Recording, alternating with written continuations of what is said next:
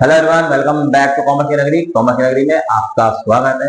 आज का हमारा टॉपिक है बैलेंस ऑफ अकाउंटिंग इक्वेशन। मतलब हम अकाउंटिंग इक्वेशन को बनाएंगे और बैलेंस करेंगे अपने एसेट्स को, लायबिलिटी को और कैपिटल को।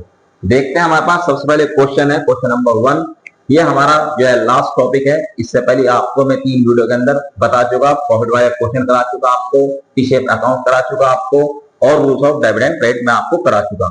तो अब हमारे पास सबसे लास्ट टॉपिक है इस चैप्टर का। उसके बाद हमारे पास एक चैप्टर पूरा हो जाएगा। तो हम देखते हैं, सबसे पहले हमारे पास जो क्वेश्चन है, क्वेश्चन नंबर 1, वो कहता है prepare account equation and prove that asset is always equal to liability and capital. मतलब किस तरीके से हमारे एसेट हमारी लायबिलिटी और कैपिटल के बराबर होंगे, इसे हमें प्रूव करना है। तो हमारे पास अकाउंट इक्वेशन कैसे बनेगी? तो सबसे पहले हम क्या करते हैं, सबसे पहले हमारे पास हम यहाँ लिखेंगे क्वेश्चन नंबर फर्स्ट। यहाँ पे लिखेंगे हम ट्रांसैक्शन, मतलब जो कुछ भी मेरे बिजनेस के अंदर होगा वो ट्रांसैक्शन हम यहाँ लिखेंगे।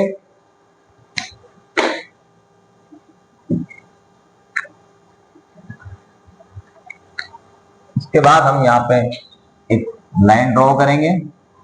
उसके बाद यहाँ पे लिखेंगे हम एसेट्स। हमें पता है हमेशा इक्वल होता है हमारी लायबिलिटी प्लस कैपिटल।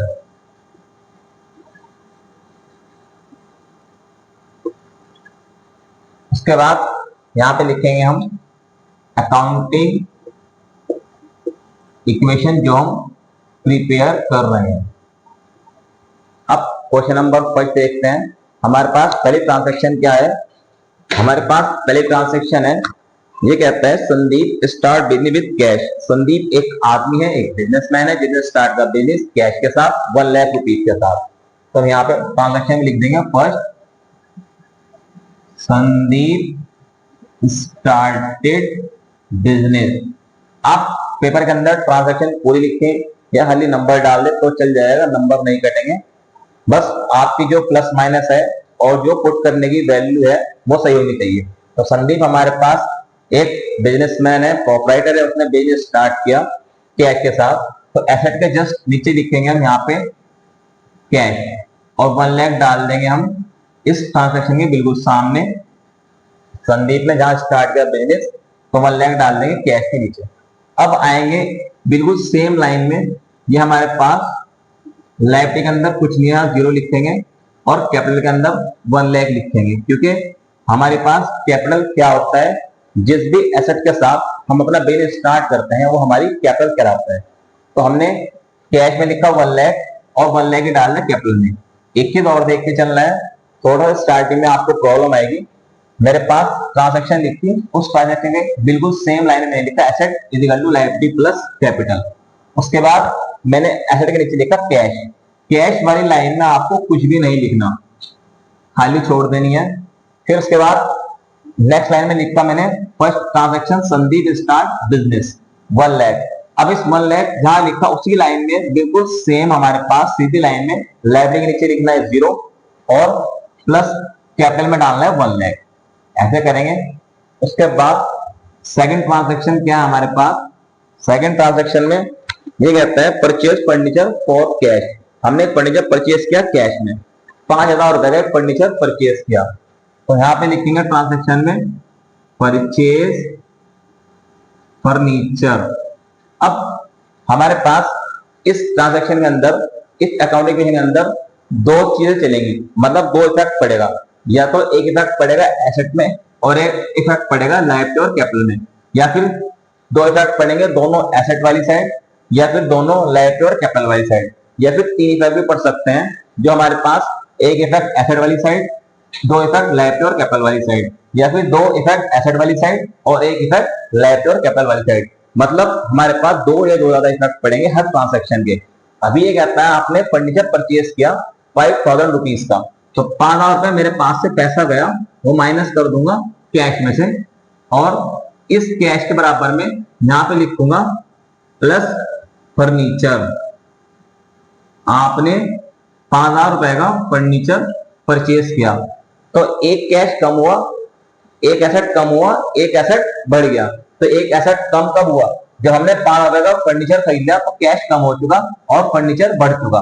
तो फर्नीचर भी एसेट्स है, कैश भी एसेट्स है। सिंपल चीज समझो कि आपने अगर कोई सामान खरीद के लाए होगे तो आपके पास से पैसा जाएगा और वो सामान आएगा, तो पैसा गया और सामान आया, तो हमारे पास लायबिलिटी के अंदर बिल्कुल सीधी लाइन में कोई चेंज नहीं है, जीरो, और कैपिटल में भी कोई चेंज नहीं है, यहाँ लिखेंगे जीरो।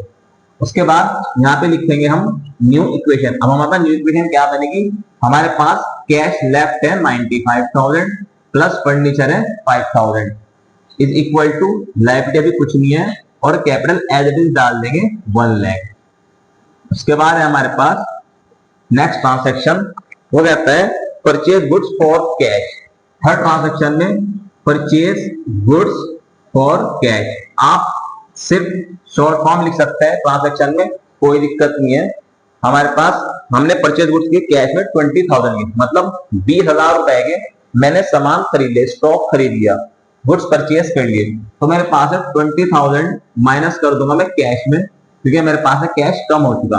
फर्नीचर में कोई चेंज नहीं है, जीरो, प्लस फर्नीचर के बराबर में मैं यहाँ लिखूंगा स्टॉक। जब मैं गुड्स परचेज करता हूं तो मेरा स्टॉक इंक्रीज होता है, तो 20,000 मैं स्टॉक के अंदर ऐड कर लूंगा। हमारे पास जो भी हम किसी भी कैश में, फर्नीचर में, स्टॉक में प्लस माइनस करेंगे तो वहां ब्रैकेट लगा देंगे प्लस माइनस में, ताकि हमें कोई कंफ्यूजिंग न रहे। तो अब हमारे पास लायबिलिटी में कोई चेंज नहीं, क्योंकि मैं सामान खरीद रहा हूँ, 20,000 रुपए का स्टॉक खरीद रहा हूँ, तो मेरी लायबिलिटी के अंदर कोई चेंज नहीं होगा एंड ना कोई चेंज होगा मेरे पास कैपिटल में। अब हमारे पास न्यू इक्वेशन क्या बनेगी, न्यू इक्वेशन बनेगी 75,000 मेरे पास कैश लेफ्ट बचा, 5,000 का मेरे पास फर्नीचर है, 20,000 के मेरे पास स्टॉक है एंड लायबिलिटी जीरो है, प्लस कैपिटल मेरे पास 1 लाख है। तो देखना हर ट्रांजैक्शन में हमारे पास ही इक्वल चलेगा, मतलब हमेशा एसेट की अमाउंट इक्वल होगी लायबिलिटी और कैपिटल के अमाउंट के बराबर। अब हमारे पास फोर्थ ट्रांजैक्शन में क्या कहता है, ये कहता है परचेज गुड्स ऑन क्रेडिट। अब मैंने उधार पे सामान खरीद लिया, क्या लिखेंगे, परचेज गुड्स ऑन क्रेडिट, उधार पे सामान खरीद लिया। इससे पहले मैंने कैश में परचेज किया गुड्स, तो मेरा कैश कम हुआ और स्टॉक इंक्रीज हो गया। अब मैंने उधार पे खरीद लिए गुड्स, जब मैं उधार पे गुड्स खरीदता हूं तो मेरे पास क्या कम होगा, मेरे पास कैश में कोई चेंज नहीं होगा, क्योंकि मैं उधार का सामान खरीद के लाया तो मेरे पास ना कैश गया ना कैश आया, तो कैश में नो चेंज। प्लस मेरे फर्नीचर में कोई चेंज नहीं, फर्नीचर में क्या चेंज होगा, मेरे पास फर्नीचर है मेरे घर का या मेरे बिजनेस का, मैं कितना भी सामान खरीद लूं या देख लूं, फर्नीचर में नो चेंज। अब मेरा स्टॉक इंक्रीज होगा, तो मैंने कितने गुड्स खरीद लिए, मैंने उधार पे गुड्स खरीद लिए 36,000 के, तो 36,000 मैं ऐड करूंगा स्टॉक में।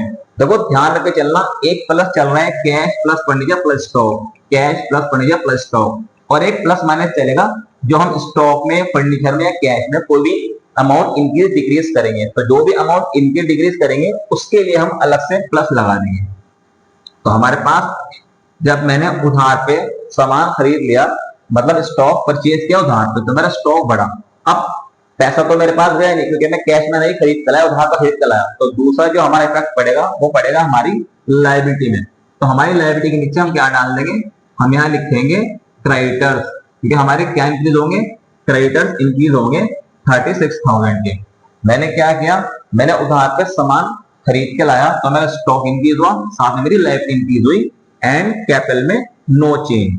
तो अब हमारे पास फिर अगेन न्यू इक्वेशन लिखेंगे, तो हमारे पास एज इट इज आ जाएगा 75,000 कैश, 5,000 फर्नीचर, 56,000 मेरे पास स्टॉक आ जाएगा एंड लास्ट 36,000 मेरी लायबिलिटी आ जाएगी, मतलब क्रेडिटर आ जाएगा एंड 1 लाख मेरे पास कैपिटल आ जाएगा।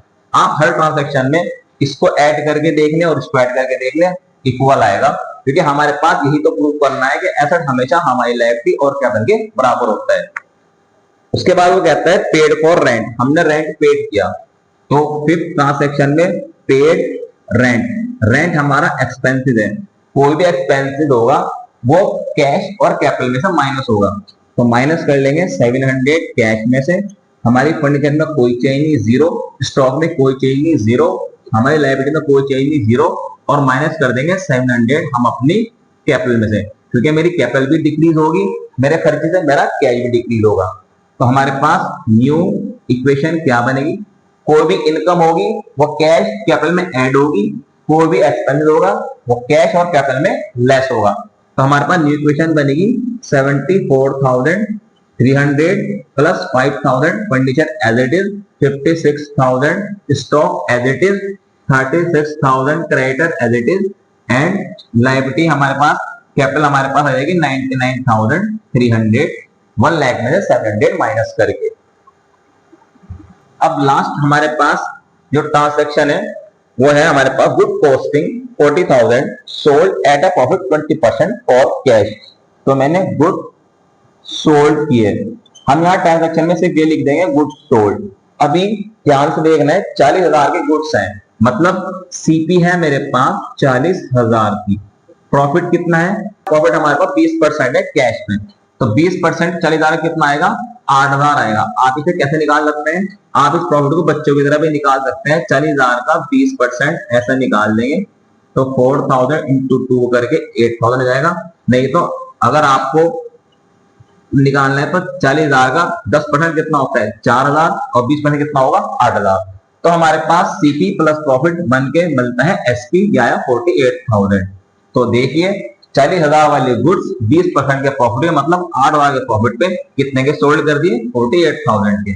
तो हमारे पास पैसा कितना आएगा? कैश में सोल्ड किए तो पैसा आएगा 48,000, मतलब जो एसपी है सेलिंग प्राइस है वो ऐड कर दिया मैंने कैश के अंदर।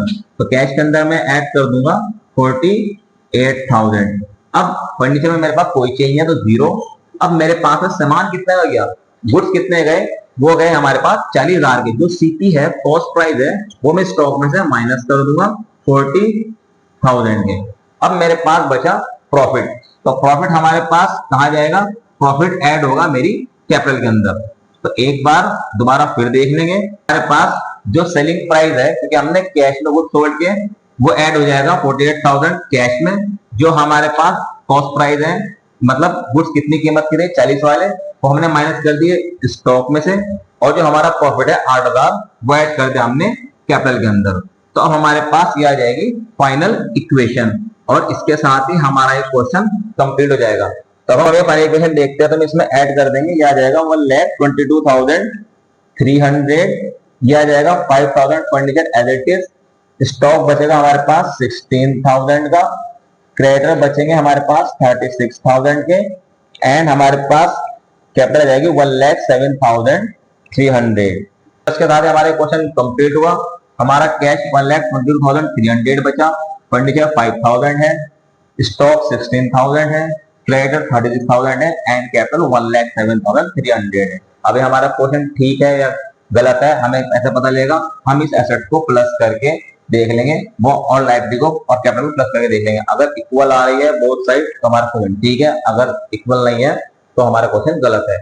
पेपर के अंदर एग्जामिनर आपके आंसर अगर सही नहीं आएगा तो आपका आधा एक नंबर कट करता है। वैसे हमारे पास इन क्वेश्चंस के अंदर स्टेप मार्किंग के नंबर मिलते हैं कि अगर आपकी जितनी भी एक ट्रांजेक्शन सही होती रहेगी आपको नंबर मिलते रहेंगे, हाफ या आधा, वो डिपेंड करता है किस तरह की ट्रांजेक्शन है। तो अगर तो आई होप क्वेश्चन आपको समझ में आ चुका होगा, कौन सा पिक्चर आपको क्लियर हो चुका होगा। तो अगर आपको वीडियो अच्छी लगी तो आप वीडियो को लाइक करें, शेयर करें एंड कमेंट करें। मिलते हैं जल्दी न्यू वीडियो के साथ, न्यू कॉन्सेप्ट के साथ। Thanks for watching my video, have a nice day.